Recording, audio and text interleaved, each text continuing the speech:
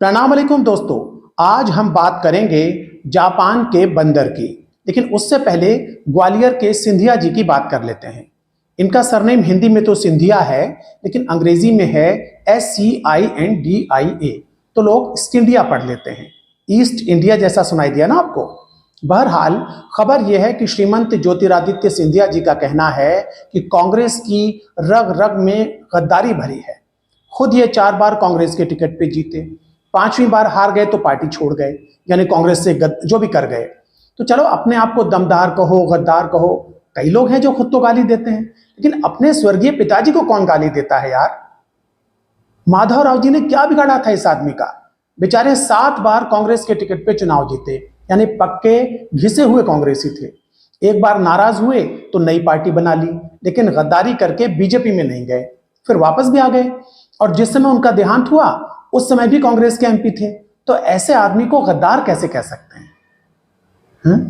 अच्छा, बात यहीं तक नहीं रुकी। माधवराव जी की माताजी स्वर्गीय विजया राजे सिंधिया शुरू में 10 साल तक कांग्रेस की सांसद रही, यानी बाप को ही नहीं दादी को भी गद्दार बता दिया।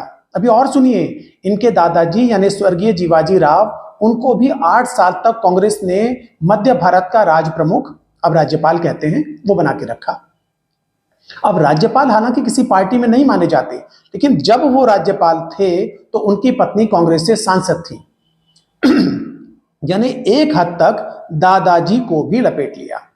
अब ये बताइए कि 1857 में ग्वालियर के राजा ने रानी लक्ष्मीबाई के साथ, आजादी के आंदोलन के साथ जो भी किया, मददगारी की, अय्यारी की, गद्दारी की, जो भी किया, हमें क्या पता, उसका ठिकरा उस राजा की तीसरी, चौथी और 5वीं पीढ़ी के सर पर क्यों फोड़ा जाए?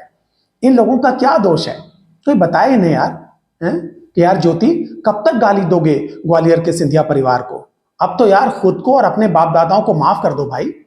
बहरहाल ग्वालियर के सिंधिया के बाद अब बात करेंगे जापान के बंदर की।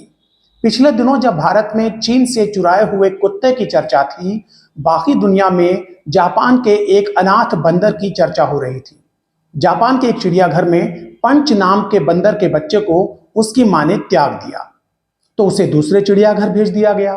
वहां के बंदरों ने उसे अपनाया नहीं, बल्कि उसे मारना पीटना शुरू कर दिया।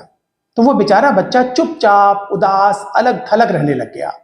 फिर चिड़ियाघर के एक कर्मचारी ने उसे एक खिलौने का बंदर दिया, तो वो बेचारा बच्चा खिलौना बंदर के साथ में ही रहने लगा।